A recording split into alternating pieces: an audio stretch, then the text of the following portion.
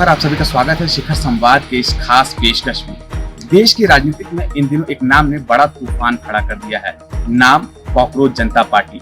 महज 5 दिन और इस नाम से जुड़े एक सोशल मीडिया अकाउंट पर लाखों की तादाद में फॉलोअर्स का बढ़ना एक सवाल उत्पन्न कर दिया है।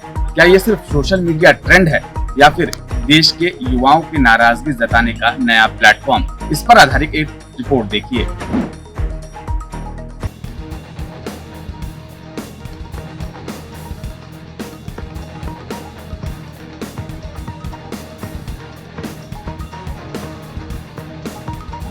देश की राजनीति में इन दिनों एक ऐसा नाम छाया हुआ है जिसने नेताओं से ज्यादा सोशल मीडिया यूजर्स का ध्यान खींच लिया है।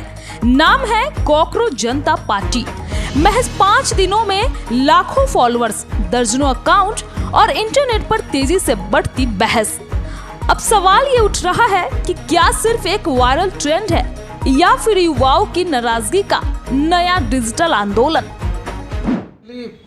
अगर जो चीफ जस्टिस ऑफ इंडिया है उन्होंने एक बोला कि नहीं, हमारे सोसाइटी में जो यूथ हैं अनएम्प्लॉयड हैं, लेजी हैं और वो पर्पसफुल नहीं है, तो किसी भी जो देश का युवा है उसका निर्माण कौन करता है? उसका निर्माण जो है हमारा समाज करता है, परिवार करता है और सरकार करता है और यहाँ की जो व्यवस्था है। अगर हम अपने युवाओं को कॉकरोच बना दिए तो उसमें केवल उन्हीं का योगदान नहीं है, ये हम सब की समस्या है कि उनको, हमारे यूथ को हमने कॉकरोच बना दिया।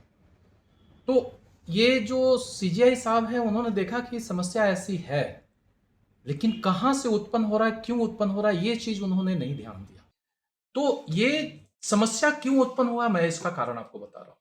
इसके पीछे रीजन है कि जो हमारी एजुकेशन सिस्टम है, समय के साथ जितना रिफॉर्म आना चाहिए उतना रिफॉर्म नहीं आ पाया। 5 दिनों में डिजिटल विस्फोट। कॉकरोच जनता पार्टी ट्रेंडिंग, लाखों फॉलोअर्स, दर्जनों social media account. X account ban के बाद भी चर्चा जारी। हालात ऐसे हैं कि केंद्र सरकार को इससे जुड़े कुछ एक्स अकाउंट्स तक बैन करने पड़े। वहीं इस पूरे कैंपेन के पीछे आम आदमी पार्टी से जुड़े और अमेरिका में रह रहे दीपेश नाम के शख्स का नाम सामने आ रहा है। सोशल मीडिया पर इस नाम से दर्जनों अकाउंट एक्टिव है और हर अकाउंट पर हजारों लाखों की संख्या में फॉलोअर्स बढ़ते जा रहे हैं। तो ये एजुकेशन सिस्टम में फॉल्ट है, जो हमारे लीडर हैं उस दिशा में बहुत सकारात्मक काम नहीं कर पा रहे हैं। ज्यादातर पार्टी और नेता का मुख्य उद्देश्य रहता है कि कैसे नेक्स्ट इलेक्शन को हमें जीतना, पावर में कैसे बने रहना। जो सोसाइटी की नीड है, यूथ की नीड है, जो हमें रिफॉर्म लाने चाहिए जो बेसिक चीजों में, उसकी कमी ही आज ये कॉकरोच बन के हमारे सामने, और कॉकरोच जनता पार्टी आया है।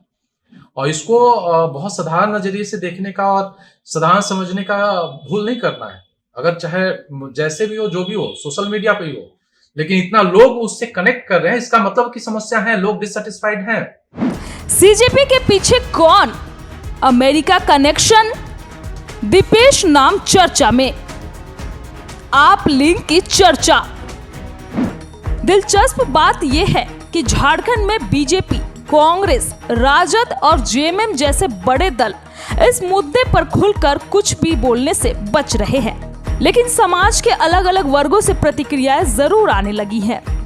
झारखंड के प्रसिद्ध नेत्र रोग विशेषज्ञ डॉक्टर अभिषेक सिंह ने इस पूरे मामले को युवाओं के भविष्य और राजनीति की दिशा से जोड़ते हुए बड़ा बयान दिया है। इसका सीधे सीधे फायदा ये कॉकरोच जनता पार्टी को मिलेगा, नहीं मिलेगा, वो पार्टी का क्या अस्तित्व बनेगा, कितना सीट आएगा, ये मुझे मालूम नहीं है, लेकिन इसमें कांग्रेस को डेफिनेटली फायदा होगा और मोदी जी को पक्का नुकसान हो जाएगा। ये जेनजी मूवमेंट से कभी ऐसा नहीं हुआ कि वो पॉलिटिकल फोर्स के रूप में आए, लेकिन एक नया स्वरूप राजनीति का आ गया और जो मकसद था कंफर्ट जोन से नेता और पार्टी को निकलना पड़ा, चेहरा बदल गया। तो ये पहला तो सबसे बड़ा नुकसान मोदी जी के लिए है, दूसरा नुकसान बीजेपी के लिए। इसमें फायदा जो अपोजिशन में बैठा है पार्टी है उसको डेफिनेटली मिलेगा। डॉक्टर अभिषेक सिंह की माने तो कॉकरोच जनता पार्टी युवाओं के भविष्य और रोजगार को लेकर राजनीति में दूरदर्शिता की कमी का परिणाम है। अच्छे और सक्षम लोगों की जगह चहेते लोगों को आगे बढ़ाना और सिर्फ चुनाव जिताना ही राजनीति का उद्देश्य बना लेना, यही आज युवाओं की नाराजगी की सबसे बड़ी वजह बन रहा है। और ये बता रहा है कि मोदी जी के लिए आने वाला समय में कांग्रेस थ्रेट नहीं बनेगी। उनको तो लगा कि हमने तो कांग्रेस को हरा दिया, हमारा काम खत्म हो गया। लेकिन आदमी की दूरदर्शिता और प्रॉब्लम नाक के नीचे से आता है। और किस रूप में आएगा? कांग्रेस भी बहुत कंफर्टेबल जोन में थी और कांग्रेस को बीजेपी नहीं हराई है। कांग्रेस को उस समय एंटी करप्शन का जो मूवमेंट हुआ ना, हजारे, अरविंद केजरीवाल, रामदेव बाबा, जो देश के माहौल बना, उसके चलते कांग्रेस आ रही है। तो बीजेपी का भी कुछ भी हो सकता है। लेकिन मुझे जो लग रहा है कि इस पूरे प्रकरण में मोदी जी को डिस्कंफर्ट और डिस्टर्ब करने वाला सिचुएशन। सर, एक महत्वपूर्ण सवाल, युवाओं का गुस्सा या डिजिटल क्रांति? रोजगार बड़ा मुद्दा, सिस्टम से नाराज युवा, सोशल मीडिया बना हथियार, राजनीति का नया ट्रेंड।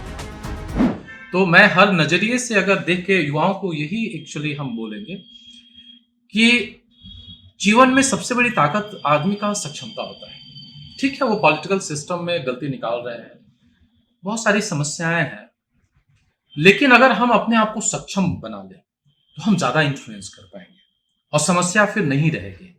कोई कमजोर रहेगा तभी ना दूसरा कोई उसको सताएगा, कोई जागरूक नहीं रहेगा तभी ना दूसरा कोई उसका गलत फायदा लेगा। आप अपनी सक्षमता बढ़ाने का जरूर प्रयास करें। दूसरे में गलती ढूंढना अच्छी बात है, ढूंढना भी चाहिए, एक हमारा नागरिक धर्म भी है, लेकिन अपनी सक्षमता नहीं बढ़ाना ये बहुत बड़ा क्राइसिस है। तो युवाओं को अपनी सक्षमता पर ध्यान देनी चाहिए। साथ में अभी सोसाइटी से उनको कनेक्ट करना चाहिए, उससे वो बहुत स्मार्ट और एक बेहतर पर्सनालिटी और सजग और बेहतर एक विजन के साथ अपने जीवन को जी पाएंगे, नहीं तो जीवन सिकुड़ जाएगा। और अपने समाज के प्रति, राज्य के प्रति, देश के प्रति और मानवता के प्रति जो दायित्व है उसका निर्वाह करने के लिए एक उनके पास विजन और प्लान होना चाहिए। उसको समझे, उसको अपने जीवन में इंप्लीमेंट करे और सबसे महत्वपूर्ण मैंने जो बोला, अपने आप को सक्षम बनाए। अब बड़ा सवाल यही है कि क्या सोशल मीडिया पर जन्मी यह नई राजनीतिक सोच सिर्फ एक वायरल ट्रेंड बनकर रह जाएगी या फिर आने वाले दिनों में देश की राजनीति में कोई बड़ा संदेश देने वाली है? क्योंकि डिजिटल दौर में अब नाराजगी भी ऑनलाइन है और राजनीति भी। स्पेशल डेस्क शिखर संवाद।